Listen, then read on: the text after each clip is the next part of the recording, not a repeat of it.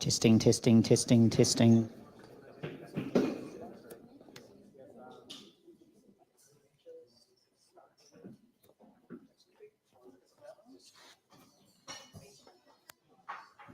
All right, good evening, everyone who's on the live stream. Welcome. We'll be getting going in just a moment. How many people have we got on the live stream, Celia? Can you see? How many have we got?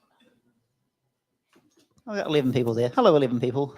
Feel free to drop something into the chat, say hi.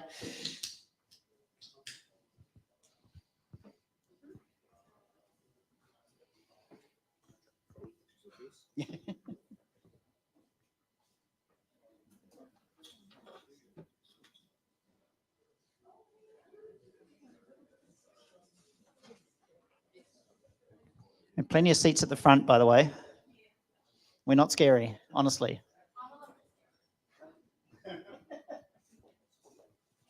Apparently there are some scary people in the room, but that's okay. We're not them. Myself and Rahul, not scary at all.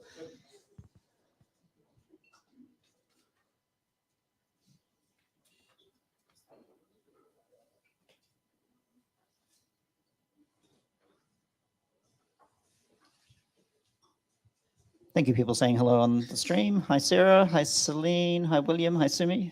Thanks for joining us.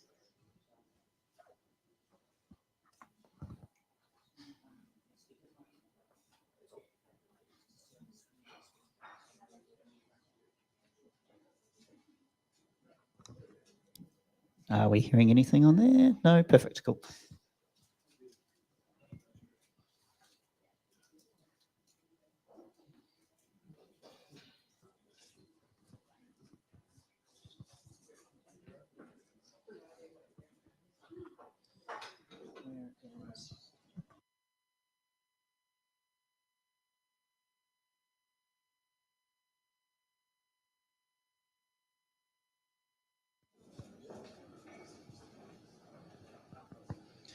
All right. Good evening, everyone. Thank you so much for coming out. Thank you for braving the rain out there. Is it raining now? A little bit. Okay. Yeah. I came down on the bike before and it was nice and dry, so I'm gonna have a nice wet ride home. But that's all good. I'm fine with that. Thank you so much for coming out. Big, massive thanks to Rome for hosting us tonight. We really appreciate this venue and also the provision of the pizza and the food. And we also appreciate the awesome AV setup here, which is so easy. It's amazing how many companies now have nice built-in AV setups, which just makes doing this stuff so much easier. On that note, we are on the lookout for venues. So if you happen to have a venue that we might be able to host at in the future, do let us know. While we really love being hosted by Rome, we don't want to outstay our welcome here. This is our second event in as many months. So we do want to try and move around a bit. So if you do have a venue, come and have a chat with me. So my name is Anthony Marta. For those who don't know me, I know a lot of you do already, but it's not everyone knows me, perhaps thankfully. And I am the chair of Product Aotearoa, which is the overarching organisation trying to develop product managers across the country. We'll have some interesting Product Aotearoa news at the end. So tonight's talk, massive thanks to Rahul for putting his hand up to do this talk. We had some stuff lined up and then it all fell through and I went, oh, help into the community. And Rahul thankfully stepped up. So again, really appreciate that. And again, there was a point to me saying that, which is we are always looking for more speakers. Anyone who'd like to talk on a particular topic, as with tonight's topic, what our audience finds really interesting and really engaging is real stories of people doing product management in their real environment. There's so much content out there now. It's massive. Thought leaders, everyone out there on Twitter and LinkedIn and YouTube and whatever. Such a massive volume of content, but it's all very theoretical. And you can read it and go, okay, I'm sitting at my desk. How does that apply to this, Jira backlog, scary thing sitting in front of me, like how can I actually apply this stuff? So we're really looking for those real stories of people who've taken interesting concepts, frameworks, applied them into their real world, and maybe it's gone amazingly, or maybe it's been absolutely terrible. Either or, that's still a great story. Please come and have a chat with me or one of the other helpers around if you feel like you've got a story that you'd like to tell, because we're trying to sort out our speaker backlog. That's quite enough waffle from me. I'm going to hand over to Rahul, and I'll let you introduce yourself and your topic. Thank you, Rahul. Thank you.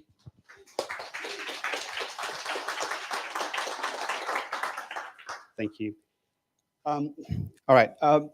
By the way, thank you so much for coming and actually being here in person. It's been 3 years since I actually spoken to people in person, so it feels really, really good, rather than looking at a screen. And today, hopefully, I can convince you that there's no one right approach to product discovery. And I'm really, really excited to share some of my stories, right? Some of the learnings that I've had. So moving on.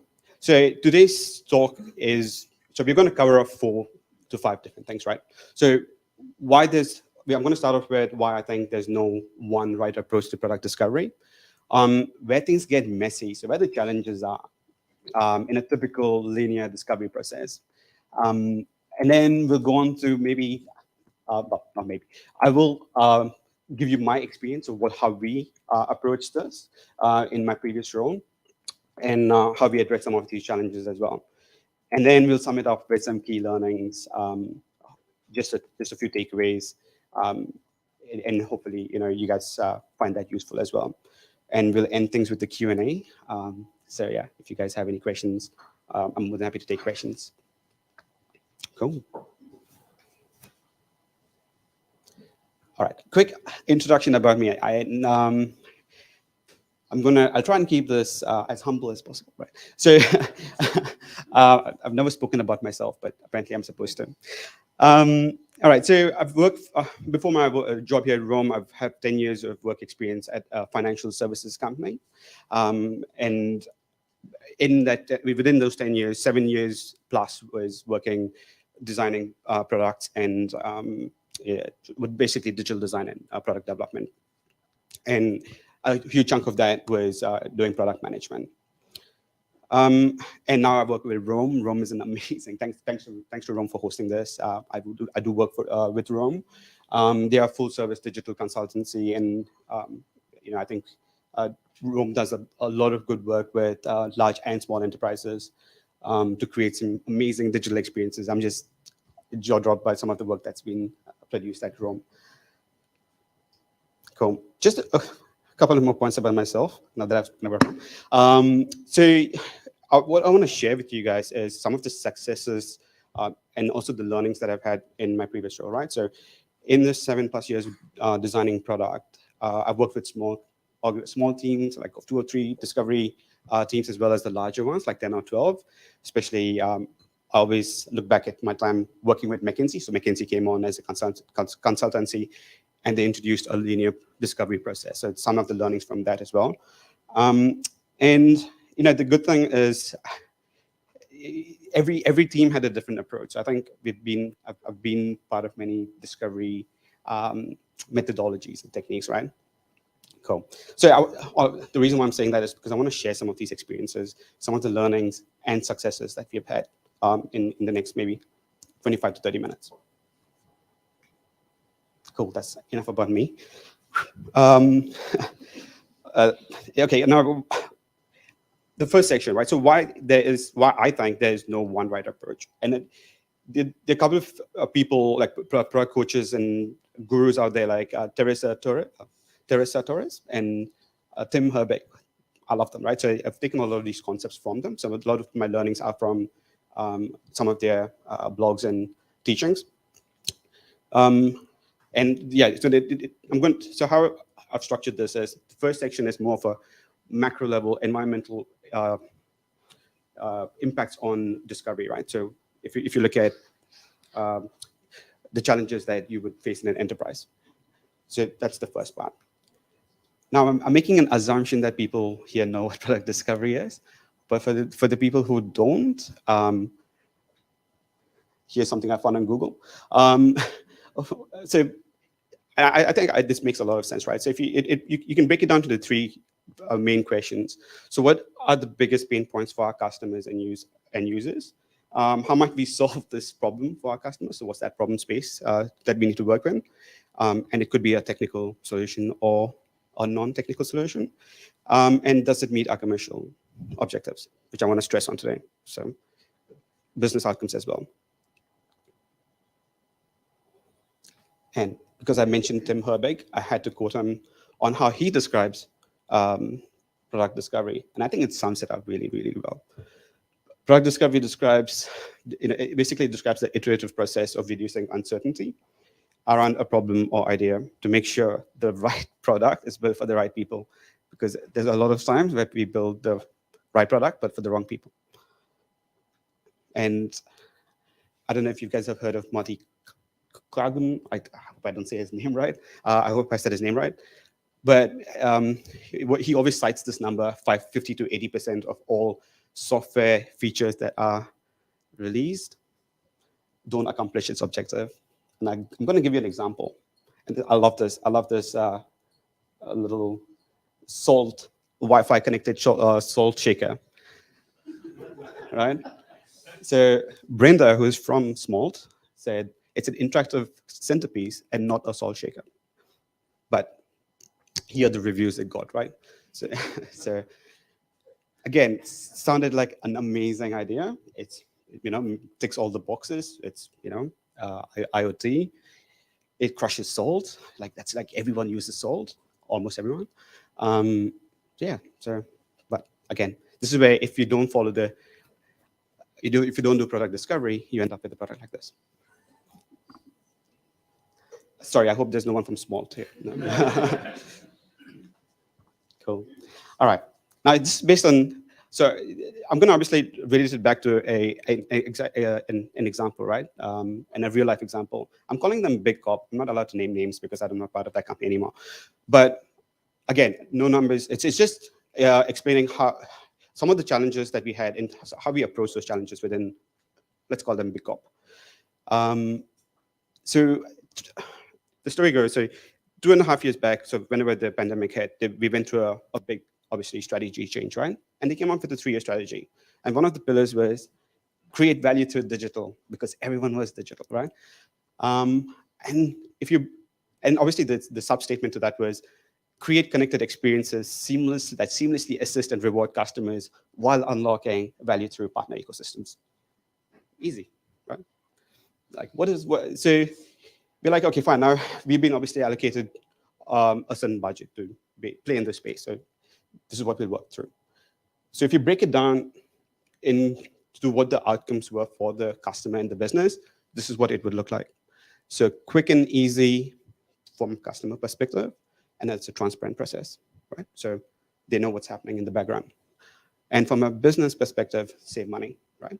So you're talking about digital adoption, stop people from calling us because people love the phones. And when they do submit stuff online, automate that stuff. So it's automate processes and transactions, right? So that's what we were tasked to do. Now, if I had to break this down into numbers, it would look something like this. So in a year, so obviously it's a 3-year strategy, but we had yearly objectives because we have something called STIs, believe it or not, short-term incentives, nothing else. And it's a yearly target.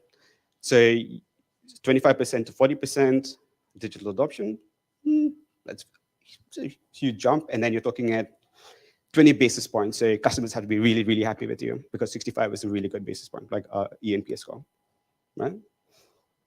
Cool. So, but it came with its limitations and challenges. So again, we were in the middle of a pandemic.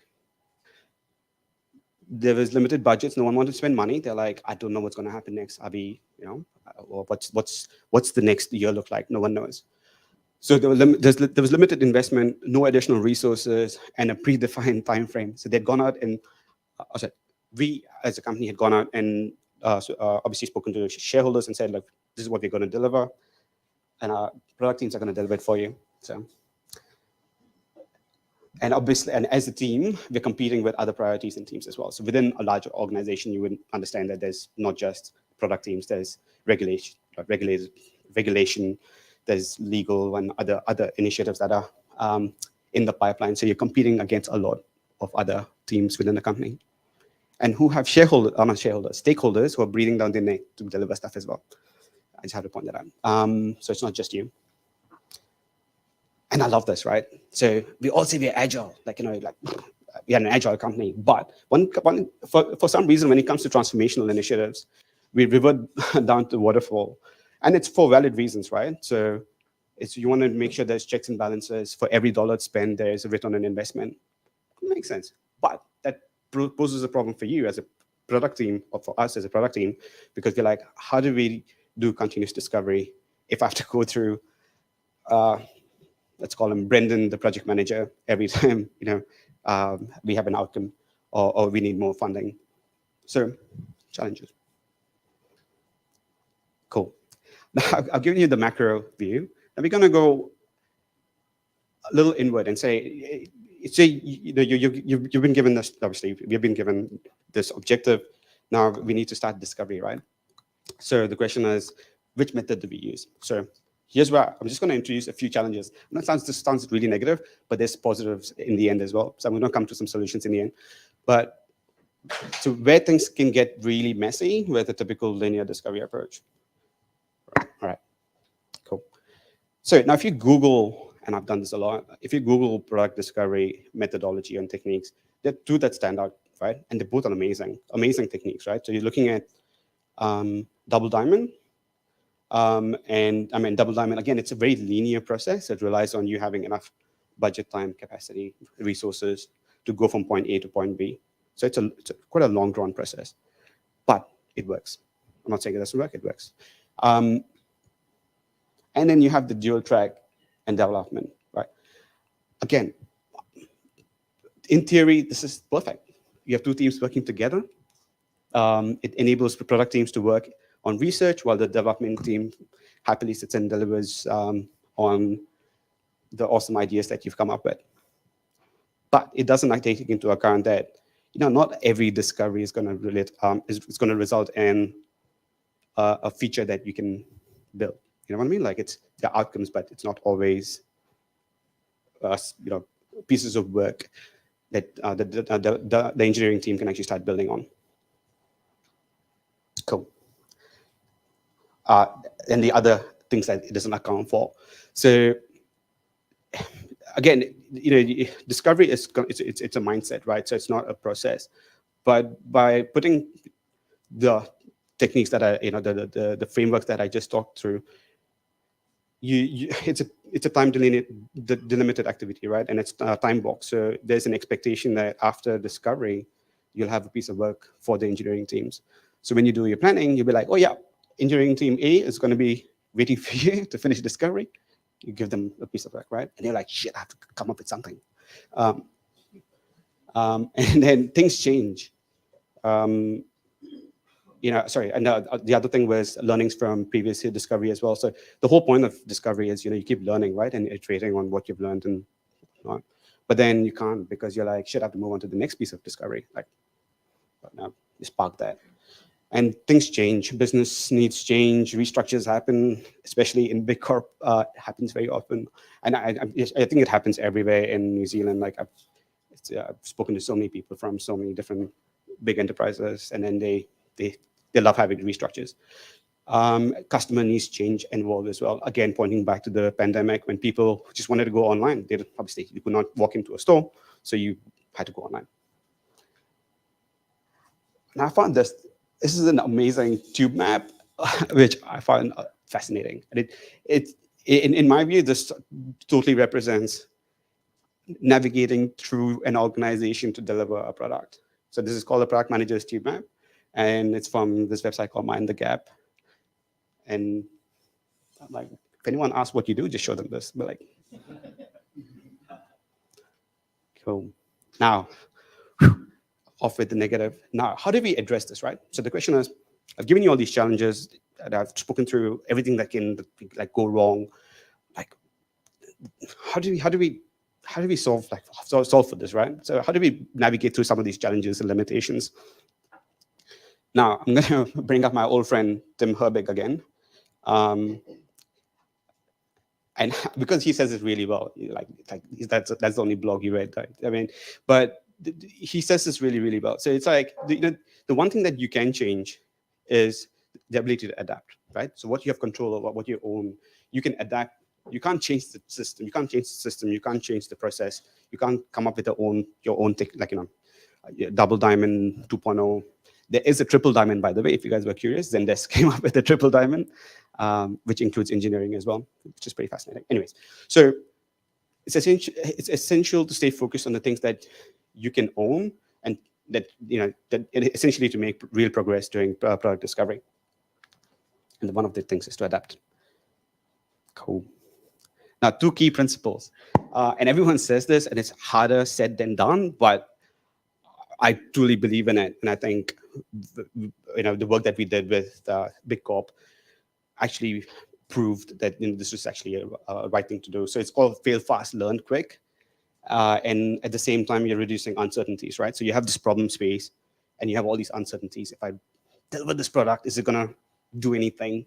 But at the same time you're stuck with budgets and ROI. Like, okay, fine, you're gonna discovery. What's the value from this discovery?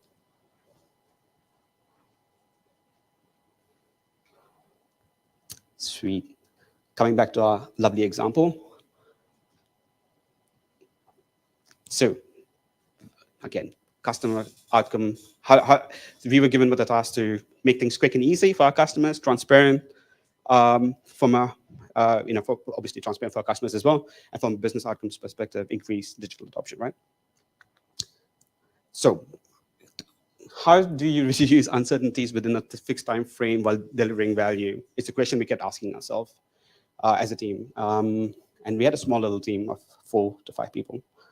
So this is an illustration, but this is basically what we went back to Brendan, our project manager, and said, look, we're going to split our discovery into 2-month cycles. And after every 2 months, we're going to come back to you with outcomes. And those outcomes are going to be something that potentially delivery teams or engineering teams can absorb and start building. And we gave them a backup option of an optimization stream. So optimize your current platform, let engineering teams optimize and continue maintaining the existing platforms while we do quick discovery sprints, right? So we're saying 2 months because a month goes in experiments and stuff like that as well. So, but it gave us the option to fail fast and make changes really quickly. And I'll explain how. So we use something called, again, my friend Tim Herbig is back, adaptive discovery process. Now, it's not a linear. So I know it looks linear on paper, but the implementation of the adaptive discovery process is actually not linear. So the whole concept goes as you can mix and match. You can choose which phases you need based on the outcomes from the previous discovery. And we'll talk to that, right? So just each stage is the first thing. The first 2 is non-negotiable, right? Alignment, and I stress on alignment. Agree on business outcomes and success metrics with your stakeholders. That was the one thing.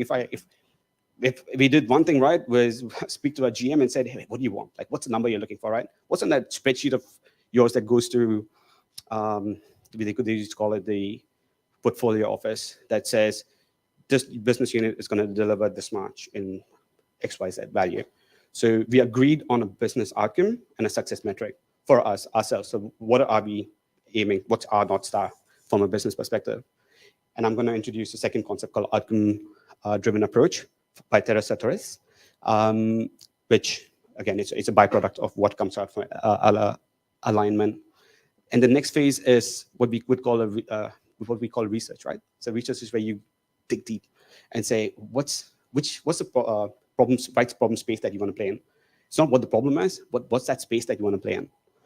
And then you have ideation. This is, plan it's setting up your experiments, right? So planning and setting up experiments. What's the hypothesis? Love that word. I know it sounds simple, but it's so hard to do. It's just coming up with that one line that says, I think this is what's going to happen. And then getting everyone to agree that that's the common hypothesis. Create and run these experiments, and this is where I think this is the most time-consuming when it comes to implementation, but it's also the most important step as well. And then you validate some of these assumptions that you've run the experiments on. And the last one is, I think it's that step before delivery where you refine. So from all the ideas that you've tested and run experiments on, you refine them in the end, right? So then you can hand it over to the engineering teams. Cool. So this is what we used. And I'll explain how we implemented the adaptive discovery process. Sweet. All right, before I go on to my example. So has anyone heard of the outcome-driven or the solution outcome tree? Perfect, awesome, thank you. It's so simple, but so effective. So here's your outcome, again, as we agreed with our business stakeholders. Here's your outcome, and we mapped out all the opportunities, right? So how do we meet this outcome? And every outcome had experiments too. So every opportunity had experiments, right? So in this case, we have one experiment for opportunity 1 and 2 experiments for opportunity 2, all pointing at the outcomes that we had agreed with as stakeholders. So the first round of discovery looked something like this. 20% in alignment, that's really negotiating hard with our stakeholders, going back and forth. What's that cost per minute that that we want to target? Because in the end, once you deliver, you have to say that you've saved so many minutes from the contact center, which means you need to come up with a cost per minute. How do you calculate the cost per minute? So there's a lot of back and forth. So I would say like 20% of our time. 40%, that's a huge chunk of our time actually went in research, speaking to customers, right? So we spoke to customers of customers. We're like, what do you guys like? What would make it easier for you, right? To click that button when you go online and not call us. And it's some fascinating conversations, but in the end, I think we got the right problem space. And ideation, creation, validation, and refinement. But I'm going to focus on the first two. All right, so the first hypothesis. So now this is where we were like really confident. We're like, yeah, we know what the customers want. They want a quick response, like easy. Like, everyone was like really confident. We're going to put that message on the website, and boom, the numbers are going to skyrocket, and the adoption rates are going to increase. We're really confident with our quote unquote hypothesis, right? But we didn't get the response that we needed. So, which is fine. It's just a copy on a web page. But we ran the experiment for a good 1 month. So we moved on, and we said, okay, let's go back to the drawing board, see what we can do, or where we went wrong, or why we got the hypothesis wrong. And we worked on, we ideated on potential options, right? So just comparing, this is where the adaptability component comes in. So we didn't follow a rigid, we didn't go back to the drawing board and say, oh shit, we had to go and do the whole cycle again. We said, we'll spend less time doing research because we spoke to gazillion customers. I think we know what they want. But we need to ideate on a better solution to solve that problem. And that's where we shifted the percentage to say, we're going to spend less time doing research and more time doing ideation. Which comes to hypothesis 2, opportunity 2, sorry, or the second experiment. So what we didn't realize was just changing a word will make such a big impact for our customers. So, and you wouldn't know, but I think everyone uses Uber Eats, and I don't know, TikTok. I heard of Be Real is a new app. I feel old, but anyway, so everyone's used to, you click a button and I want to know what's going to happen next. I want an instant, that instant gratification. And obviously we could not give that. We weren't promising anything after. We're like, oh, we will get back to you within 4 hours, which is quote unquote industry standard. So after we made that change, so here, I want to stress on the effort, right? So the effort was more time talking about ideating and less time actually building stuff, and also going through the whole cycle again, back and forth. We actually got a significant increase in call to action. So, and these are real numbers. So within 6 months, remember the 1-year target I told you guys? So within 6 months, we saw an increase of 5%, which is substantial for the volume that we used to get in our website, within 6 months from the time to delivery, to deliver the solution. And customer eNPS score went up by 10 points. So we were on the right track. Anyway, so the story is, I guess the whole adaptability nature of discovery actually worked for us, and we could actually see results, right? Now that leaves me. This is the fourth part and the final part. So if you just want to leave you guys with like 6 points or 6 key learnings that I've taken from my experience in this project. Product discovery is a mindset and not a process. This is stuck with me forever, like, because every time you say it's a process, you're like, shit, no, step 1, step 2, step 3, step 4. Process is sequential, but it's a mindset. So continuous learning. Here's the problem space. How do I fix it for the customer, right? The more you know what the problem is, the better you would be at solving it. So it's uncovering that problem. Focus on alignment, and I stress on this a lot. It's because it helped us so much for 2 reasons, right? So one is obviously the customer. It helps us understand what our customers need. Second, it helps us communicate with our senior stakeholders. Remember that budget conversation that we used to have? That became much easier. We're like, hey, look, that number you want to hit, I think we can do it because of X, Y, Z. So we could have those open conversations with our senior stakeholders to say, we are looking out for the same outcomes as you are. Like, we are aiming for the same North Star. Usually the conversations will be like, oh yeah, the customer wants this awesome, shiny new feature and we're going to build it. And you will say it's going to make a difference. And never correlate it to anything. So focus on alignment, have those conversations with senior stakeholders around what their business outcomes are. Fail fast, learn quickly. Again, easier said than done. Sometimes we are like, you don't want to fail. Fail like some has a taboo, like, no, it was right, but nah, if it's a fail, if it didn't hit the target, it didn't hit the target, right? But move on, take those learnings, move on to the next experiment. Think outcomes, not outputs. Again, straightforward, but not. It's not. It sounds straightforward, but it's always not, because we are always judged on velocity of output. Engineering teams are judged on how many features did you release, how agile are you, what's your agile scope. But no one talks about, hey, that feature you released, or when I say no one, at least in my example, that feature that you release, is it making a difference for our business and our customers? So those are questions we are rarely asked. Embrace, and the 5 and 6 go hand in hand, right? So embrace the hypothesis-driven approach to product discovery and turn guesswork into facts through experimentation, right? So again, I reiterate that hypothesis sounds easy, like, oh yeah, you just create a bunch of statements and work towards it, but getting it right always is not easy. It's a lot of hard work when it comes to ideation and whatnot, as you guys would know. Sound like a preacher right now. But again, an experimentation is really, really, really, really important, because it takes the guesswork out. So it becomes fact, right? So once you do an experiment, you see the result, and you're like, you know what? Here's something I can take to our stakeholders and present back as fact, rather than, I think this is going to work. Cool. I'm going to leave you with this as closing thoughts. Speed is irrelevant if you're going in the wrong direction.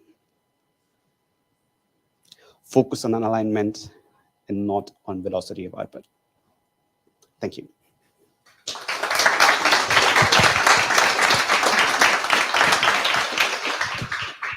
All right, don't go anywhere, because now it's time for questions. No, we say so. This is the fun part. This is where it gets interesting. That's what I enjoy most, anyway, because I get to ask the questions. Any questions from the room? All right. Yeah, so you made a, oh, sorry. Hi, yeah, so you made a bit of a case about alignment being really critical, and yet it consumed 20% of your effort just to find out what the business wanted. that seems like an awful amount of effort just to work out what your senior stakeholders want. So I'm interested to know why it consumes so much of your time. And if you could give some advice to senior stakeholders in general about reducing that effort, what advice would you give them? I love that question. Thank you. I love it. Yeah. Two reasons, right? Reason number one is there's a disconnect between senior leadership and what product teams do. Yeah. Yeah. So, and second is how do you define value? So we define value by dollar figures at a senior level. In the product level, you define as conversion rates, optimization, like whatever the metric is of the day. Talk about metrics, anyways. So those two reasons, and connecting those dots is a time-consuming process, and I'll explain why it took so long. So every time we release a new feature, right? So we have to come up with a metric which says this is going to save us, say so many dollars, right? Now, how do you calculate the cost per minute? So there's something called time and motion study that needs to be done. So for every activity that's done manually, quote unquote, has to be automated. That means there's a value attached to it. So now that exercise is really time consuming. So sitting down with, I've done this and it's boring, but it has to be done, right? And then like, oh yeah, you press this button, 2 seconds. Oh, you press that button. So we as a team got together, we're like, now we're going to do it because we need to convince these guys, right? So that this is something that we're going to make a difference with. So yeah, so that answers your question to those two things. Yeah. And what advice would you give to senior stakeholders? Yeah. To help you reduce that effort? Is to join the journey. It's not say I should not say bad things. I say it's not. They're quite disconnected and they're busy. I understand. Senior stakeholders have meetings to go to, but it's joining us on the journey, coming to the roadmap, just showcases, being there to understand what the work is and what the work being done is, and how we work as well. So they get the point. Yeah. And I think just if I can add to that for a second as well, because giant challenge of mine, is stay curious. It's easy as you go further up through an organization to lose your curiosity, because I know the customer, been around ages, I know them. Maintaining that curiosity is actually really hard. And stay curious. Remember that curiosity the first day you encountered a problem or the first day you joined an organization, and keep channeling that. Just one thing, if you are online, please remember to put your question into the chat, and Celia at the back there will pick those up for us. Do we have any from the chat yet? No, not yet. Cool. I think there was a question down the front. My question was, like, you saw that in the first experiment that failed, then you decided that you would go back and change the solution. How did you make that call that it's not going to work at all, or you have to go back, change the solution, or not go ahead with this discovery approach at all? No, great question, right? So I think we didn't change the solution. We worked within the problem space to change the narrative of what the customer's expectation was. So we got the expectation wrong in the first experiment. We're like, what's that expectation in the second experiment? So it's negotiating that within the team and deciding, okay, fine, based on all these factors that the customer, so it's all variables, right? Like when you speak to customers, we're like, oh, I want everything shiny and beautiful. But what does that actually mean? What's that unmet need? So we changed the narrative slightly. And then it took a 21-year-old intern to say, hey, look, it should be instant, right? I wonder why. But anyway, that triggered another conversation. So yeah, we changed the narrative. We didn't actually change the solution. We just changed within that space. What are we targeting? Did it ever happen that you were working in a problem space and that turned out to be something that you don't want to proceed further? And how do you communicate that with the stakeholders? Because you have spent, 60% of the time, and it's not going to go. Great question. Yes, we have. So can I give you an example? Or do you want how do you communicate? Yeah. Or just by ROI, the metric. Be like, hey, we need to prioritize our time. Because we had all these numbers, we said, this thing is going to give you this FTE or TCE, total controllable expenses drop, and this is going to give you X. Do you want us to pursue this, which is a bigger number, or this, which is a smaller number? So we didn't say no. We just asked them which options they want. So We gave them that option. Let them make that choice. Other questions we have? Cecilia?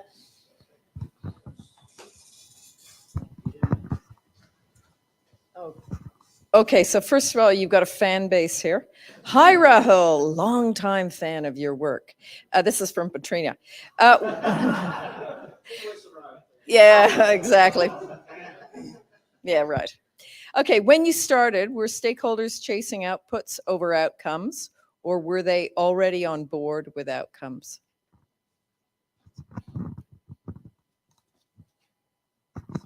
Thank you.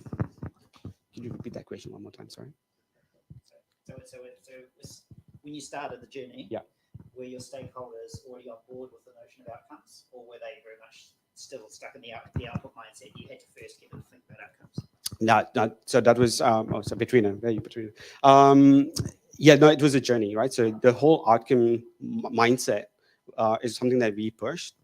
Outputs is how the organization works. I mean, that's how they quantify everything, right? So you have to, for measuring performance, for measuring anything. I think we still did the output, we measuring the output as in frequency, but we measured, we focused on the outcomes when it came to discovery. So outputs were still relevant, and it's still there, but we had to educate our stakeholders. I'm looking at you. We had to educate our stakeholders to understand what we meant by outcomes and what changes in behavior we were looking at, rather than changes in numbers. So that answers the question, Petrina. Sorry. First, more a statement from Thomas Marshall. I would suggest to senior leaders to be more forthcoming about the actual impact that is expected from the feature they're advocating for funding, if funding. It often easily gets lost, not poorly communicated. Okay, so it's just being a statement. Now, Nadine's asking, how much do you think delivery teams should overlap with discovery teams to bring enough people on the journey, but not slow down delivery? I think that's subjective to, in my opinion, at least. I think in what you're trying to achieve, right? But how I look at this is, how big is your discovery? Are you exploring new markets, or are you exploring feature updates? So if it's on the feature level, 100%, I think they can work in parallel, because there's an optimization component, as well as a new feature. How can I add to this product that is going to generate more value, versus how can I tweak this to make it more engaging? So at the feature level, 100%, I think they can work, as long as you play it smart. But at the new market space, I don't think so. I hope I answered your question, Nadine. Questions? Let's take the next question from the room.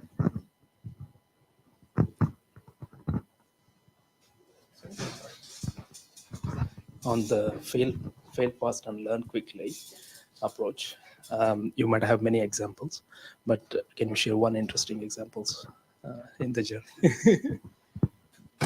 I just did. Another example. I can give you an example where we didn't learn fast, where we continued doing stuff. So and this is where we worked with. I think I can name them, McKinsey, right? So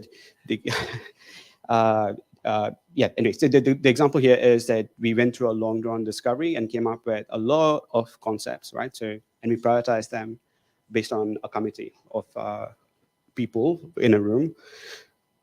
And we didn't take the advice of, hey, look, let's start small, but we took the advice of, let's go big, because, we have a lot of money, we have a lot of people, we can aim big. What happened in that process is we ended up building stuff that no one used, right? So that itself was a good conversation starter for let's fail fast, right? So that became a good narrative, a good story within the organization-ish. Some people took that advice on board. We were one of them. Is start small, fail fast, learn quickly. All right, that's it.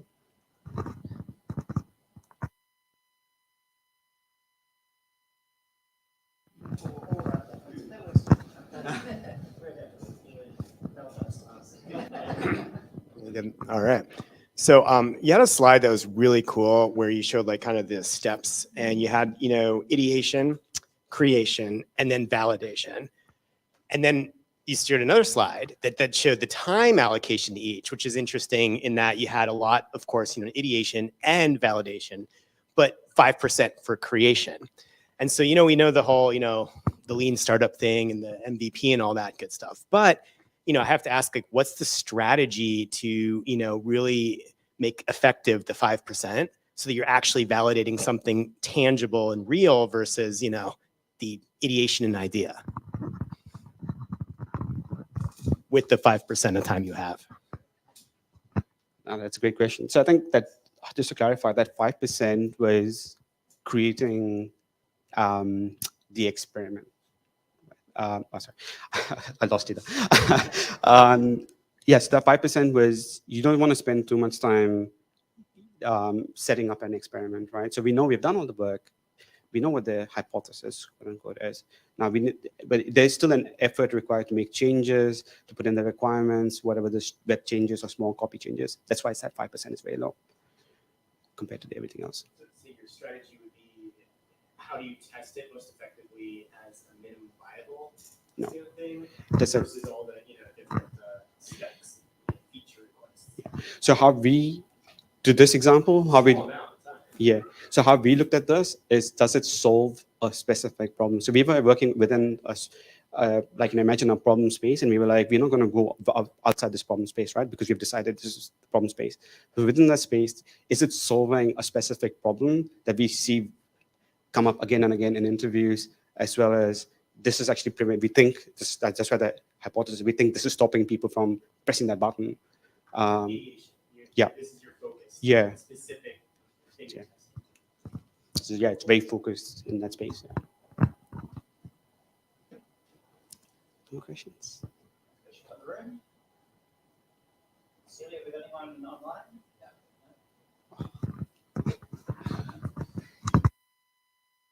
This is where I get to get a question. In case you're wondering why we have to pass the mic around, if the mic doesn't hear it, the people online don't hear it. So that's why we have to keep the mic going around. I guess I've got a question. So that first experiment failed. Everyone was really sure about it, and so you've got a lot of attachment to that idea. How did you kind of manage them through that journey of, well, it failed, where people might be going, oh, it's the data. Oh, no, we didn't measure it right. How did you manage them through that process? It's actually a very good question, because that did happen, right? So when we had to revisit the numbers a million times, we're like, did we change the content right? There were a lot of questions asked, like, did we do this right? Because we were so again, as you said, attached to the solution. But I think the data speaks for itself. And after we went through this, oh my God, why didn't this work? It was the numbers itself gave us enough ammunition to say, let's move on to the next experiment. And it was in the same problem space. So we're like, we stuck with the same theme, but we diverted to a more complex solution where an instant reaction or an instant feedback system isn't as easy as saying, hey, we'll get back to you within 4 hours. The 4 hours thing is hire more people, boom, it's done, right? And you can respond faster. But instant, you're building a whole new platform. So it's harder to do, but we went with that option because, yeah, people bought into it. Cool. Do we have any other questions? Oh, Eddie. So within the research phase, was there a appetite from the team or senior leadership to just refer to like a, you know, best in business competitor in terms of how to do things, and that essentially would be your research?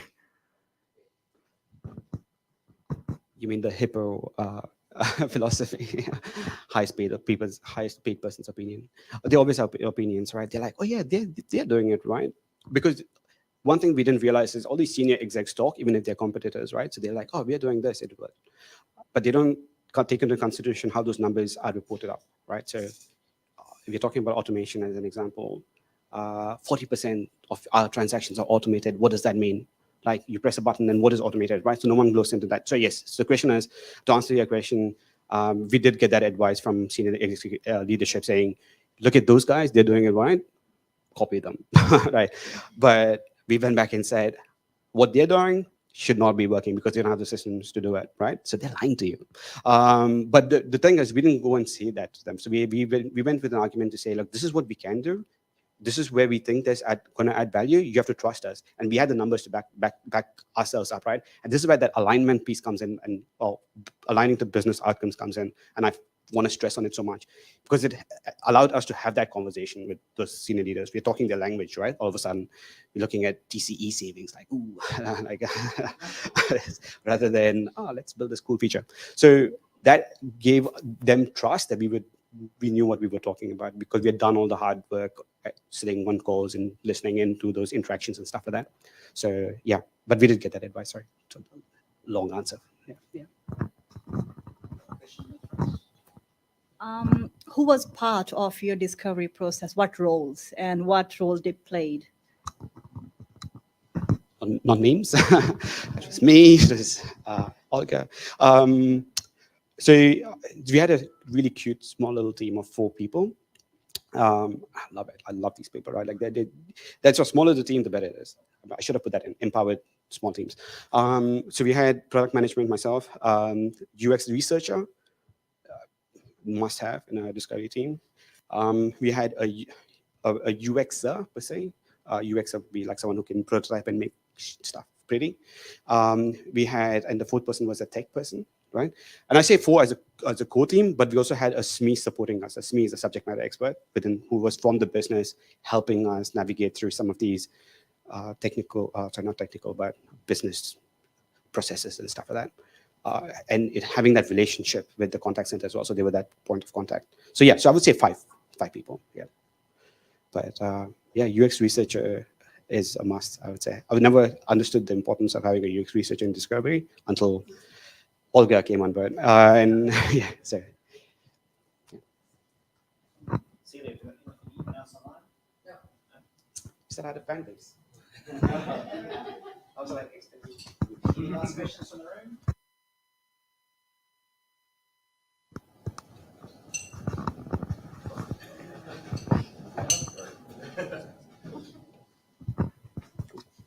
Hey, yeah, so the initial outcome that you had up on the screen, was that initially what you got from the senior leadership team? Or were you guys given more of a, hey, can you guys create a chatbot? And you turned that into an outcome?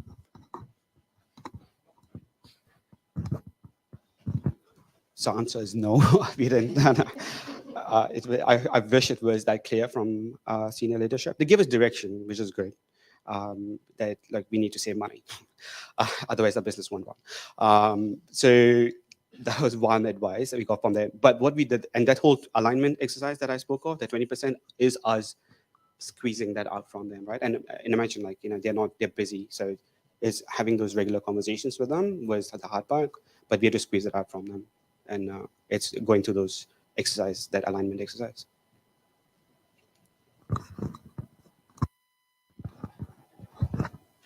Cool. Okay. Let's hold it there. Big round of applause for Rahul.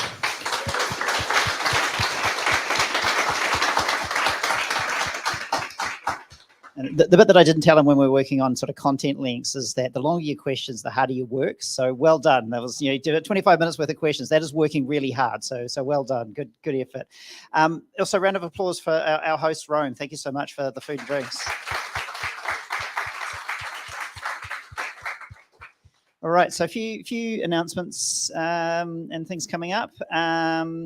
So firstly, hiring. I'm hiring. I'm looking for amazing senior product managers. This is the bonus of running these events, is you get to say the stuff out loud. I'm looking for an amazing senior product manager, end-to-end product management at Harmony. Amazing opportunity. Come have a chat with me if you're keen. But I won't make it just all about me. Is there anyone else in the room who's hiring? So I asked that deliberately because I know you are. So. Figure is hiring. We're a product company that does farm financial management. Very sexy, but truly very complex product. We've been around for 8 years. We've built a pretty incredible product team, very full stack product development. And I've got a GM of product role and also a product manager and product owner role. Yeah, come talk to me. I'm feeling guilty there because Harmony stole their CPTO, which is why that role exists. So I feel like I owe Zainab one. So is there anyone else who has any other hiring going on in their organisations that they'd like to call out? Nope, that's all. Come have a chat with myself and Zainab if you're interested in those opportunities.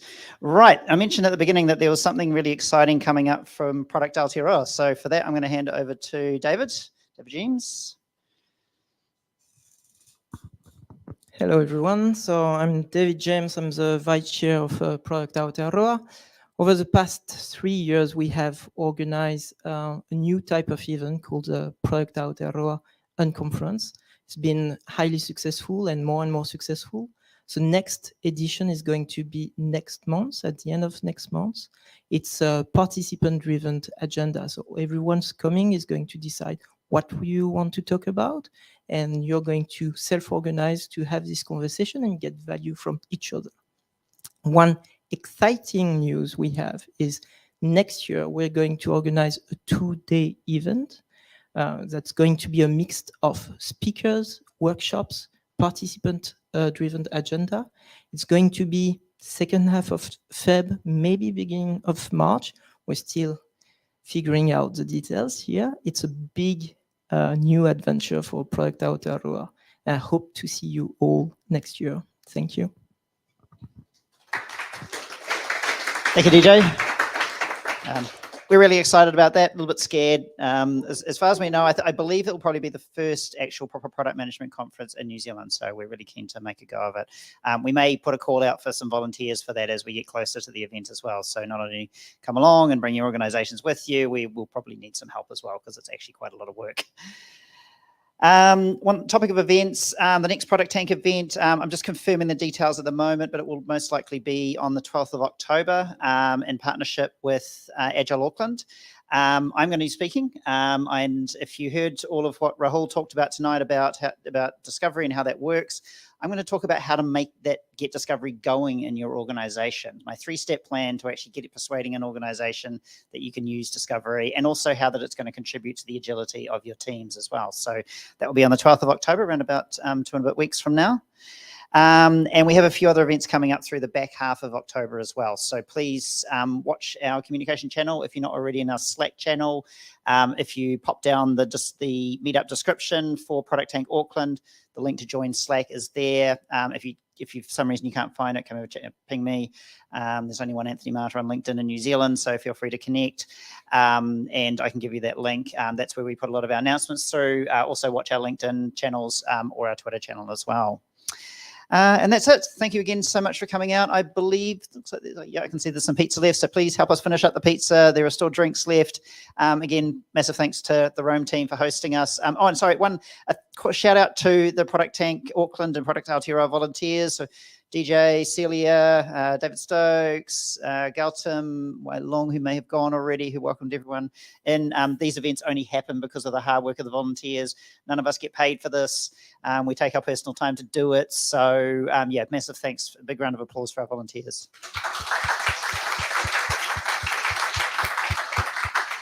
All right, so feel free to continue networking, grab some pizza and grab some drinks. Thanks very much. And thank you so much, everyone, for hanging in there online. Thank you and good night.